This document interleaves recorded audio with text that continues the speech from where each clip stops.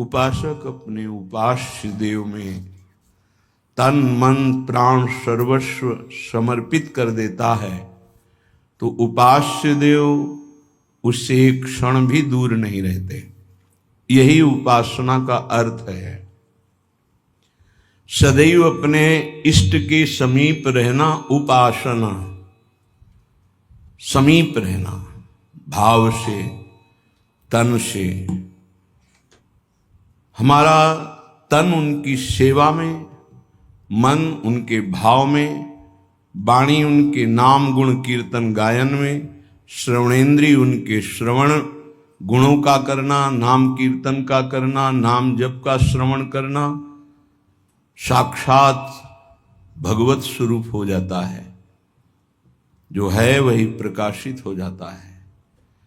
ये भटकना इसी जन्म में सुधर सकता है, पशु पक्षी आदि योनियों में नहीं। इसलिए सावधान होकर के एक एक क्षण, एक एक श्वास, एक एक वृत्ति राधा नाम में लगा दो, खुद परिणाम देख लोगे। श्री कृष्णचंद्र को कोई अपनी तपस्या के द्वारा यज्ञ दान वेदाध्ययन तीर्थ स्नान आदि के द्वारा कभी वशीभूत नहीं कर सकता। और निश्चित किया हुआ मूल्य राधा नाम है। जो राधा राधा राधा वो प्रभु को अधीन कर लेता है। कुछ माफी मांगने की जरूरत ही नहीं पड़ती प्रभु से। अनुल्लिख्यानंता नपि तदपराधान मधुपतिर महाप्रेमा विष्टस्तौ परम देयम विंशति तवैकम श्री राधे गृणत ई नामामृत रसम महिम्न कह सीमाम स्पृशति तो दास्यैक मनसाम। जो राधा राधा राधा ऐसा उच्चारण करते हैं, प्रभु उनके अनंत अपराधों का लेखा जोखा ही नहीं करते। श्री जी के नाम की ऐसी महिमा है। फिर जो श्री जी के चरण दास्ता में अपने जीवन को लगा दिए, उनको क्या मिलता होगा। किसी की सामर्थ्य नहीं कि कोई इसका वर्णन कर सके कि जिस कृपा सिंधु की एक कृपा कोर से दुरंत राक्षस भाव को प्राप्त भी परम पद के अधिकारी हुए, वही कृपा समुद्र का सार रूप हमारी लाडली जू, उनकी कृपा को कौन जान सकता है।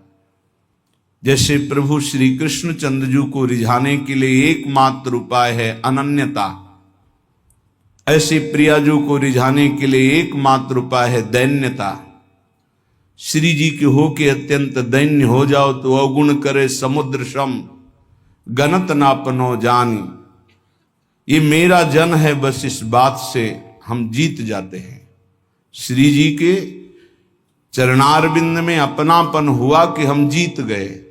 अवगुण करे समुद्र सम, समुद्र के समान यदि अपराध बन जाए तो मेरी लाडली जो मानती ही नहीं कि अपराध हुआ है।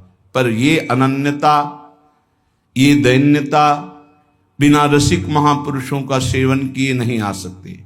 और बिना वृंदावन के रसिक जनों का संग नहीं मिल सकता। वृंदावन की कृपा के बिना विशुद्ध प्रिया प्रीतम के अनुराग में जिनका मन लगा हुआ है, ऐसे रसिकों का संग नहीं मिल सकता। वो मिलेगा तो वृंदावन की कृपा से। कभी भी कहीं भी किसी को भी यदि ये सौभाग्य मिला तो पहले वृंदावन की कृपा हुई, तब ये सौभाग्य मिला। श्रीपाद प्रबोधानंद जी महाराज कह रहे हैं, गाढ़ा शक्तिमता मपीह विशेष स्वत्यंत निर्वेदतो दृक्पाते सहिष्णुतातिशयिनाम योगे समुद्योगिनाम ब्रह्मानंद रसैकलीन मनसाम गोविंद पादाम्बुज द्वंद्वाविष्ट धियाम च मोहनमिदं वृंदावनम स्वैर्गुणैः। बड़ी महिमा की बात कह रहे हैं श्रीपाद प्रबोधानंद जी महाराज। स्वैर्गुणैः मोहनोपि, अपने प्रभाव से तुम्हारे मन और चित्त को मोहित करके प्रियालाल के चरणों में समर्पित कर देगा। ये वृंदावन का प्रभाव है। जब अपने को सबसे दीन समझा जाए, नाम जापक अपने को सबसे दीन समझे, मैं सबसे नीच, ओ ऐसा आप सत्य मानिएगा। जो नाम जापक है वो कोई बनावटी नहीं कि वो बनावटी बोलते मैं अधम हूं, मैं दीन हूं, मैं नीच हूं, ऐसी बात नहीं। अनुभव होता है प्रभु की कृपा कहां और कहां मैं नीच, ऐसा दोनों का तारतम्य अनुभव होता है। अहंकार के कारण आपको अनुभव में नहीं आ सकता, लेकिन जब अहंकार रहित होगे तो दिखाई देगा कहां प्रभु की अपार कृपा और कहां अपनी अधमता, दोनों का। देखो स्वामी जी महाराज श्री ललिता जी के अवतार हैं, श्री स्वामी हरिदास जी, और अपने सिद्धांत पद में कह रहे हैं मोसो ना बिगारन को और तोसो ना संवारन को, तो ही मोई पड़ी होड़। अब विचार करो, हरिवंश महाप्रभु हित सजनी के अवतार हैं, वो कह रहे हैं क्वाहम तुच्छा परम मधमा प्रण हो गर कर्मा। कहा मैं तुच्छ अधम अपराध करने वाला हूं, कहा ये नाम, ये राधा नाम तो सिर्फ वृंदावन की महिमा जो मेरे हृदय में स्फुरित हो रहा है। क्या है ये? कोई साधक है, कोई संत है? ये तो साक्षात भगवान आचार्य रूप में अवतरित होते हैं। ये तो जब जब होए धर्म के हान, सेवक जी महाराज हरिवंश महाप्रभु के लिए लिखते हैं, जब जब होए धर्म के हान तब तब तन धरि प्रगटत आन, जान और दूजो नहीं। तो उपासक को चाहिए, जो नाम जापक उसका नाम तभी प्रकाशित होगा जब उसमें दैन्यता आए कि मैं तो वास्तविक मैं बहुत अधम हूं, लेकिन हम पर प्रभु की बहुत कृपा है। ये दोनों साथ होने चाहिए, केवल अधम ही कह के नहीं रुकना है। देखो हनुमान जी महाराज परम ज्ञानी महाभागवत, असमय अधम सखा सुनु, रुक नहीं गए, पर मोहू पर रघुवीर, देखो मेरे ऊपर कितनी कृपा, यद्यपि मैं अधम हूं, ये बात ध्यान देनी। नाम जापक उपासक तभी दिव्य ऊंचाई पर पहुंचता है जब तरण से भी अपने को नीचा समझता है। बहुत सहनशील होना चाहिए नाम जापक को, नाक में गुस्सा नहीं होना चाहिए। और ध्यान रखना, भजन करोगे तो ये आ जाएगा, सही ढंग से चलोगे तो नाक में गुस्सा आ जाएगा, क्योंकि अभिमान स्फुरित होगा जो अंदर है, उसको दमन करने के लिए गुरु शासन में रह जाता है। त्रिभुवन में कोई दूसरा नहीं है जो भजन का अभिमान नष्ट कर सके, केवल गुरु नष्ट करते हैं। एकमात्र अहंकार पर अगर हथौड़ा कोई मार सकता है ज्ञान का, तो केवल गुरुदेव है, दूसरा तो ऐसे ही बोलेगा, लेकिन वो सीधा प्रहार उसी अहंकार पर। बहुत सहनशील उपासक को गुरुदेव की कृपा बना देती है। इसलिए एक प्रश्न हुआ था कि हम अव्यक्त रूप से गुरु मान लेते हैं तो हमें क्या भगवत प्राप्ति नहीं होगी? देखो अव्यक्त तुम्हें चपत लगाने नहीं आएगा, ध्यान देना। अव्यक्त तुम्हें ऐसा नहीं कि खड़े रहो, यहां यही खड़े रहो जब तक लौट के नाम है, यही खड़े रहो, चलो ऐसा करो। ये हमको प्रगट गुरु चाहिए, क्योंकि प्रगट में फंसे हैं। वो हमको दुलार भी करें, हमें डांट भी सके, हमें चपत भी लगा सके, तभी हम सुधरेंगे। मान लो हम अव्यक्त गुरु मान लेते हैं तो जो मन आया सो कर रहे हैं, वो समझा। अव्यक्त गुरु तुमको कौन ऐसा है जिसको उपदेश नहीं कर रहे? आप बुरा करने चलते हो, अव्यक्त गुरु अंदर रोकते, मान पाते हो आप?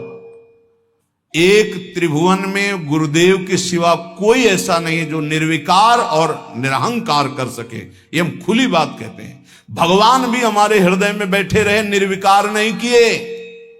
जन्म जन्मांतर से हमारे साथ हैं, कभी निर्विकार नहीं किए, कभी निरहंकार नहीं किए। वही हृदयस्थ भगवान अव्यक्त जब व्यक्त रूप गुरु रूप धारण किए तो पक्का सुधार हो गया, पक्का माया से मुक्त करने का मार्ग दिखा दिया। नहीं तो हाथ उठा कहते चाहे सर के बल खड़ा होकर तप करे, अहंकार पे कोई फर्क नहीं पड़ता। 10-10 हजार वर्ष तक खड़े रहे, जटाओं में घोंसले बन गए, चिड़िया बैठी, तुम कितने साल जियोगे? सारा अहंकार मिट्टी में, सब ज्ञान है तो क्या हुआ? केवल जल पी के रहे तो क्या हुआ? कितने ऐसे पशु पक्षी जल आहार करते हैं, उनको भगवत प्राप्ति हो गई।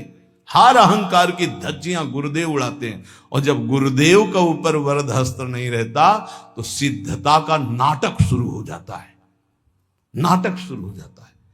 इसीलिए अत्यंत दैन्य भाव वास्तविक जब आएगा तो गुरुदेव के चरणों में आएगा। पक्का समझो, हम आपको हृदय की बात कहता हूं, जब तक गुरुदेव की कृपा नहीं तो दो बातों पर विजय नहीं प्राप्त की जा सकती। विकारों पर षड विकार जित, ये गुरुदेव की कृपा, और अहंकार रहित होना केवल गुरुदेव की कृपा, ये दैन्यता केवल गुरुदेव। ये खूब अंदर की बात कह रहा हूं, खूब साधन मार्ग में चल के कह रहा हूं। जब तक गुरु कृपा नहीं होगी प्रगट गुरुदेव की, तब तक दो बातों पर विजय नहीं प्राप्त की, एक तो विकार और दूसरे अहंकार। बहुत सहनशील होना, सहनशील गुरुदेव बनाते हैं, ठोक ठोक के हर जगह, जहां कमजोर हो वहीं पीट पीट के। दूसरों को मान देना और स्वयं अमानी रहना, यह गुरुदेव की कृपा से ही आता है। जो शुद्ध रसिक महापुरुष भगवत प्रेम में डूबे हुए हैं, वही अमानिना मान देन स्थिति प्रदान करते हैं। ये स्थिति बनावटी नहीं होगा, बनावटी टिक नहीं पाएगा। चाहे जितना भारी विद्वान तपस्वी पांडित्य से युक्त क्यों न हो, जब तक वो अपने को तृण से नीच नहीं समझता, सहनशील नहीं होता, दूसरों को सम्मान देना, स्वयं अमानी रहना, तब तक उसमें भगवत भाव का प्रादुर्भाव नहीं होता। ये बात बहुत ध्यान देने की है, नहीं खाली भटकना पड़ेगा। ऐसे हमसे बनते रहेंगे कि अंधा बटे और पड़ा चबाए, भजन करना कठिन, करके बचाना कठिन, बचा के पचाना कठिन। उपासक को चाहिए कि भूख लगे तो आधा पेट भोजन कर ले, प्यास लगे तो जल पी ले। जो विरक्त है उसे सदैव अपने साधन पथ को पुष्ट करते रहना चाहिए। अपने भजन, अपने साधन, अपना संयम, अपना ब्रह्मचर्य। कलयुग में सरल, सहज, महामहिम, परम सिद्धि प्रदान करने वाला नाम है, नाम। एक बहुत बड़े विद्वान थे, महाप्रभु चैतन्य देव नाम जी की महिमा वर्णन कर रहे थे, तो उसने कहा यह सब हम नहीं मानते, ये शास्त्रों में अर्थवाद कहा गया है। अर्थवाद कहते हैं कि फल स्तुति का वर्णन है, ऐसा वस्तुता नहीं है। इतना सुनते ही महाप्रभु ने कानों को ऐसे अंगुली से बंद किया और कहा कृष्ण कृष्ण कृष्ण कृष्ण कृष्ण, श्री हरि श्री हरि श्री हरि श्री हरि। कितनी बड़ी पाप की बात कह दी और हमने सुन लिया। अरे नाम की तो निंदा कर दिया, सुनने मात्र से पाप लगता है। चलो सब चलो, वस्त्र सहित गंगा स्नान करो। इस अपराधी के मुख से नाम की ऐसी अवहेलना सुनने के कारण हम सब अपवित्र हो गए। महाप्रभु सब के सब वस्त्र सहित सचेल, सचेल में कहते हैं कि वस्त्र सहित, वैसे ही गंगा स्नान किया। फिर गंगा जी में ही खड़े होकर के महाप्रभु भक्तों को कहने लगे, भाई तुम सच्ची मानो, अखिल कोटि ब्रह्मांड नायक श्री कृष्ण के एक एक रोमकूप में असंख्यों ब्रह्मांड है। उन श्री कृष्ण को अधीन करने की सामर्थ्य श्री कृष्ण का नाम रखता है, मैं गंगा में खड़े होकर कहता हूं। पक्का पक्का। ये विद्वता भी बहुत कभी कभी भगवान से विमुख कर देती है। एक श्वास में एक नाम ले लिया, कृष्ण, राधा, राम, हरि। भारी पड़ जाएगा तुम्हारे हिसाब में जब तुम्हारा शरीर छूटेगा और तुम्हारे रजिस्टर को देखा जाएगा तो एक कृष्ण नाम निकलेगा, तो वो तुम्हें तार देगा। एक कृष्ण नाम, ये ध्रुवदास जी महाराज कह रहे हैं, एक नाम त्रैलोक ही तारे, जो ना ले सो जन्म ही हारे। पूरे जन्म में यदि भगवान नाम नहीं लिया तो व्यर्थ चला गया जन्म। और जिसने एक बार कृष्ण कहा, राधा कहा, हरि कहा, भारी पड़ जाएगा। यमराज जी महाभागवत हैं, एक नाम की कीमत क्या है, पूरा त्रिभुवन नहीं है, वो विजय को प्राप्त होगा। असंख्य ब्रह्मांडों के स्वामी अजित को जो जीत ले वो है नाम। कोई योग के द्वारा उनको वशीभूत नहीं कर सकता, तपस्या के द्वारा नहीं करता, तत्वों की संख्या की गणना करके सांख्य योग के द्वारा उनको वशीभूत नहीं कर सकता। अगर कोई आज तक वशीभूत किया है तो नाम जापक ने किया है। सुमीर पवन सुत पावन नामू, अपने बस कर राखे नाम। ये नामापराध में 10 नामापराध में एक अपराध है नाम में अर्थवाद की भावना करना। इसलिए जो भक्ति विहीन, उनकी कभी बातें नहीं सुननी चाहिए। बड़े बड़े मंत्रों का जाप, तपस्या, पूजा पाठ, यज्ञ, दान, अनुष्ठान कोई भी नाम की बराबरी नहीं कर सकता। गंगा में खड़े होकर महाप्रभु चैतन्य देव कह रहे हैं, स्वयं भगवान श्री कृष्ण चंद्रजू कह रहे हैं, न साध्यति माम योगो न सांख्यम धर्म उद्धव न स्वाध्याय तपस्त्यागो यथा भक्तिर ममोर्जिता। भक्ति का स्वरूप क्या है? देवर्षि नारद तदर्पिता अखिलाचारिता तद स्मरणेन परम व्याकुलते। हर समय भगवान का स्मरण करते हुए अपने कर्तव्य कर्म को भगवान को समर्पित करना, यह उत्तम भक्ति का लक्षण है। और यही मनुष्य जीवन का परम लाभ है कि प्रभु के चरणों में प्रीति हो जाए। यही ज्ञान का, योग का, धर्म का, कर्म का, सबका फल है। अगर ये नहीं, बड़ी दुर्गति है। एक बड़ा पशु चलने में असमर्थ, उसके गुदा द्वार से पीछे से कई नोच नोच के उसे खा रहे हैं, और वो केवल चिल्ला रहा है, ना भाग पा रहा, ना कोई बचाने वाला नहीं। साहब वैसे जिंदा पीछे से नोचे। अब जब तक उसके प्राण रहेंगे, कितना भयानक कष्ट पा रहा है। थोड़ा थोड़ा नोच नोच कर खा, विशाल पशु है, भैंसा उठ नहीं सकता, अब उसे खा रहे। जितना छक जाएगा पेट वो चला जाएगा, दूसरा आएगा खाएगा वो चला जाएगा, जब तक उसके प्राण नहीं निकलेंगे। भयंकर कष्ट पा रहा है। ये प्रत्यक्ष यहां की दशा है। नरक आदि की तो कितनी उद्धार कर लो मानव जीवन में, ये मनोरंजन के लिए नहीं है। बहुत भयावह संसार है जिसे तुम देख नहीं पा रहे हो। जलज्ज्वालम शीतै स्वपद मकरंदै शमयतु, ये जलती हुई ज्वाला है, बचना है तो स्वपद मकरंदै शमयतु, प्रिया प्रीतम के चरणारविंद की शीतलता से इन तीनों तापों का दमन करके प्रिया प्रीतम को प्राप्त कर लो, अन्यथा कोई उपाय नहीं। मनुष्य शरीर छूटा कि धोखा ही धोखा। क्या तुम समझते हो अविनाशी हो तुम? ये तो नहीं समझ पाए तुम अविनाशी हो। तुम तो देह भाव में विचरण करते हुए भोगों में राजी हो, तो तुम्हें देह ही मिलेंगे, लेकिन ये देह नहीं मिलेगी। बार बार ये देह नहीं मिलती। रसिक शिरोमणि श्री ध्रुवदास जी महाराज कह रहे हैं, बार बार तो बनत नहीं यह संजोग अनूप, मानुष तन वृंदा विपिन रसिकन संग विरूप। बहुत बढ़िया अवसर है, अभिमान न करो, प्रार्थना मान लो। ये जो महापुरुषों की वाणी, संतों की वाणी है, ये आपके परम मंगल के लिए है। ये किसी स्वार्थ से युक्त नहीं है। ये तुम्हारे परमार्थ को, परम अर्थ, परम सुख प्रदान करने वाली है। कोई कितना भी तुम्हारी निंदा करे, क्षमा शस्त्रम करे यस्य दुर्जना किम करिष्यति, अतृणे पतितो वह्नि स्वयमेवोप शाम्यति। वैष्णव के पास एक महान अस्त्र है जिससे वो दूसरों को परास्त करता है। क्या? क्षमा। ध्यान देना, ये वो अस्त्र है जो सांप से भी भारी है। उमा क्षमा सापहुते भारी, अपने कर्म जाय अपकारी तुम्हें। क्षमा शस्त्रम करे यस्य दुर्जना किम करिष्यति, क्षमा रूपी शस्त्र का प्रहार करो, अर्थात क्षमा कर दो। दुर्जन लोग तुम्हारा बिगाड़ नहीं सकते, क्योंकि भगवान है। जैसे तिनका जलकर भस्म हो जाता है, ऐसे ही दुर्जन लोग अपने आप सापहुते भारी। वैष्णव को क्षमा करना चाहिए।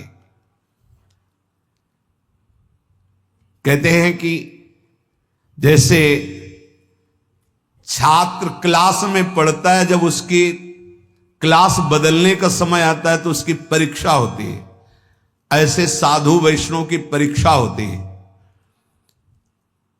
क्या परीक्षा होती? उसको गाली दी जाएगी, अपमान होगा, निंदा होगी। ये ध्यान देना, ये परीक्षा अगर पास हो गए क्या, क्षमा और शांति, तो आगे क्लास में पहुंच जाओगे भूमिका में, नहीं फिर नीचे बने रहोगे। इस लोक में तुम्हारी चाहे कोई कितनी निंदा करे, तुम उसकी निंदा मत कर देना। निंदा को सहन करना। निंदा दो प्रकार की होती है, एक अपवाद और एक प्रवाद।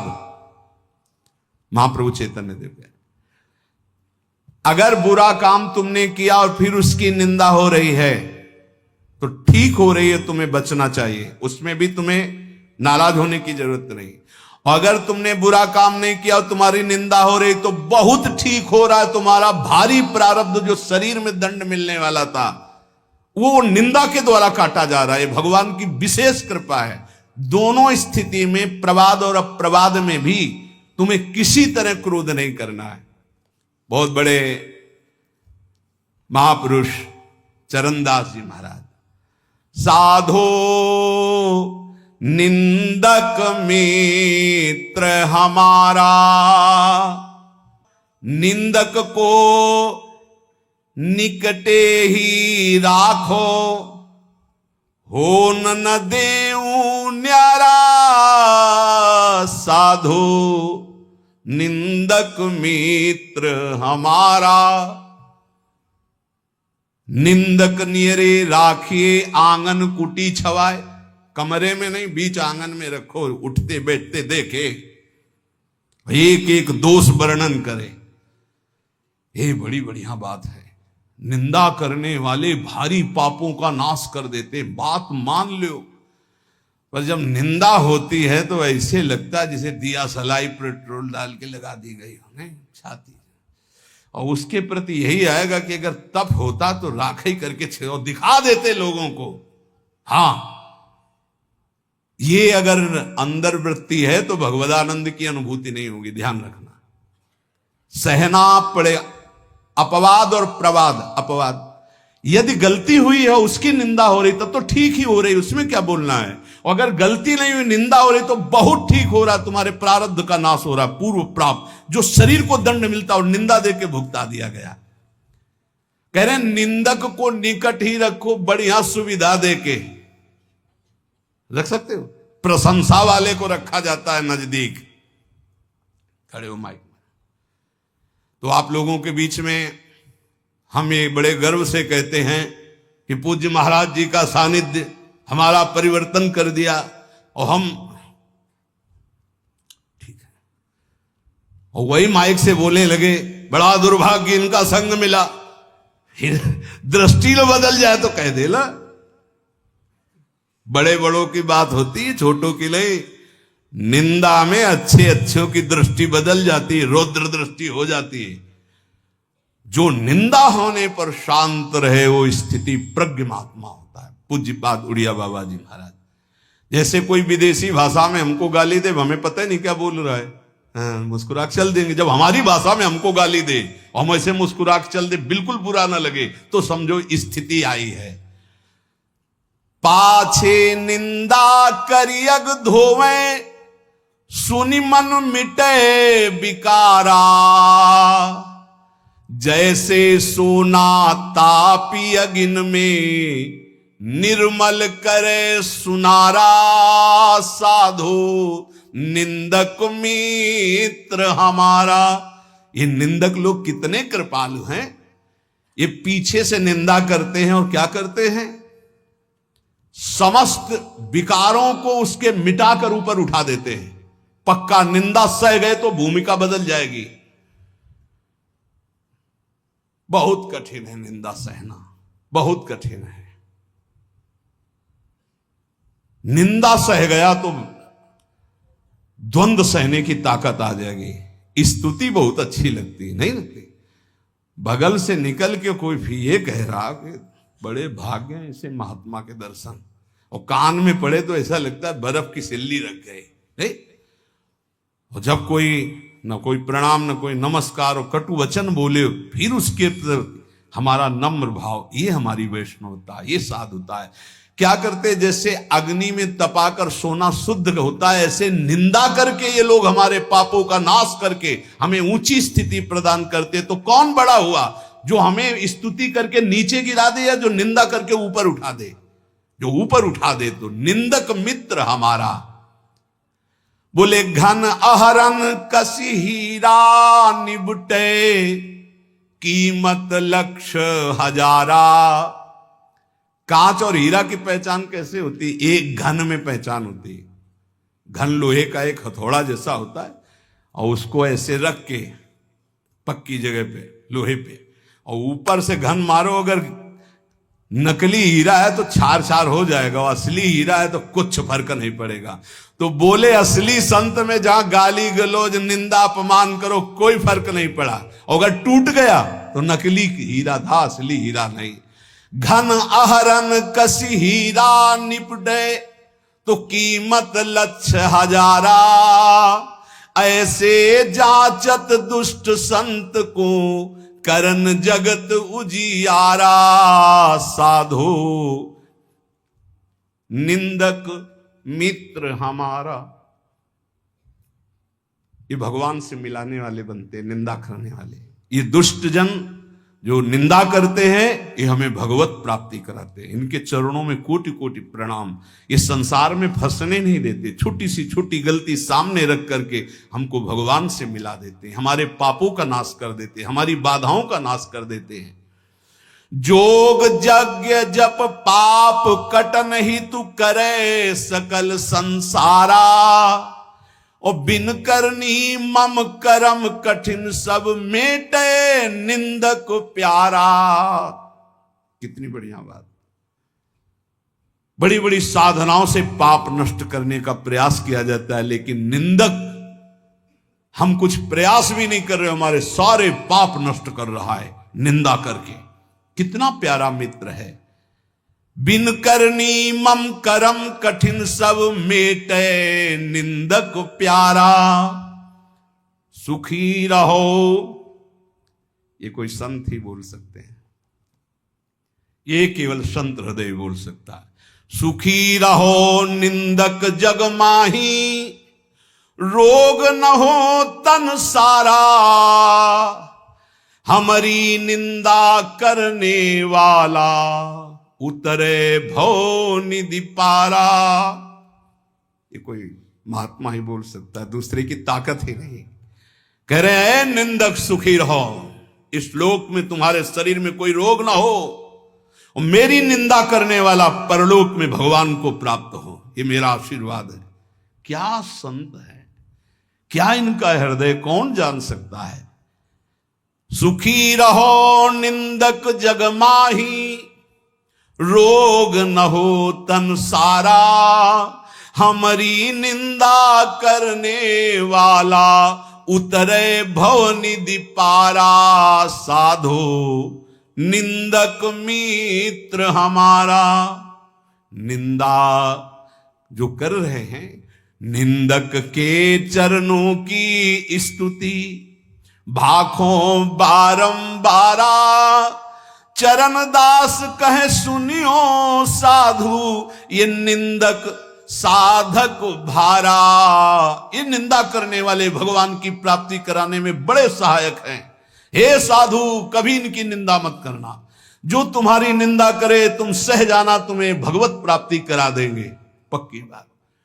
इसलिए महाप्रभु चैतन्य देव अपने श्रीमुख से कह रहे हैं कि यदि लौकिक और पारलौकिक उन्नति प्राप्त करना चाहते हो, तो तुम अपनी निंदा की कभी अवहेलना मत करना। तुम्हारी निंदा हो रही, बड़े प्यार से चुपचाप सुन लेना और क्षमा कर देना, तो तुम इस परमार्थ के क्लास में ऊपर उठ जाओगे। यदि जीवन में किसी के कोई दैवी संपदा की विशेषता और मां भागवती गुण पाए गए हैं, तो उन्होंने जीवन में बहुत कष्ट सहा है, गालियां सही है, मारपीट सहे, अपमान सहे हैं, तब जाकर वो जैसे स्वर्ण तपाने पर चमकता है, ऐसे वो चमकते हैं। उपासक को लौकिक पारलौकिक उन्नति प्राप्त करने के लिए निंदा, अपमान, तिरस्कार सहना होता है। ये सहने की सामर्थ्य फिर कह रहा हूं, सदगुरु कृपा पात्र में आती है। जो सदगुरु प्रदत्त नाम जप करता है, मंत्र जप करता है और उनके चरणों में दैन्य होके रहता है, उनकी आज्ञा में रहता है, तो ये सब जितनी सामर्थ्य देवी संपदा की वो सब जागृत हो जाती है। खूब नाम जप करें, सहनशील बने, सहनशील ही भगवान को आशय उदार धीरज सहित विवेकी। सहनशील, आशय उदार, धीरज सहित विवेकी, ये परमार्थ का विजयी योद्धा होता है। धैर्यवान, विवेकवान, सहनशील, उदार आशय सबका। देखो कितना उदार आशय। कह रहे हैं जो हमारी निंदा करे कभी अस्वस्थ ना हो, सुखी रहे, जब शरीर छूटे तो भगवान को प्राप्त हो, भवनिधि से पार हो जाए मेरी निंदा करने वाला। क्या महात्मा का हृदय है, बलिहारी है ऐसे महापुरुषों की, जो अपमान और निंदा करने वालों को भगवत प्राप्ति कराते हैं। पूरे महापुरुषों के चरित्रों में यही तो पाया जाता है। हम ऐसे महापुरुषों के बच्चे हैं, उनकी शरण में हैं, तो जैसे पिता के गुण पुत्र में आते हैं, ऐसे आचार्य और गुरु की गुण शिष्य में आते हैं, शरणागतों में आते हैं। हम सब आचार्य की शरण में हैं। ऐसे सहनशील, आशय उदार, धीरज सहित विवेकी गुरुजनों का आश्रय लेकर हम यही लक्षण धारण करें, खूब नाम जप करें। शेष चर्चा आगे। श्री राधा वल्लभ।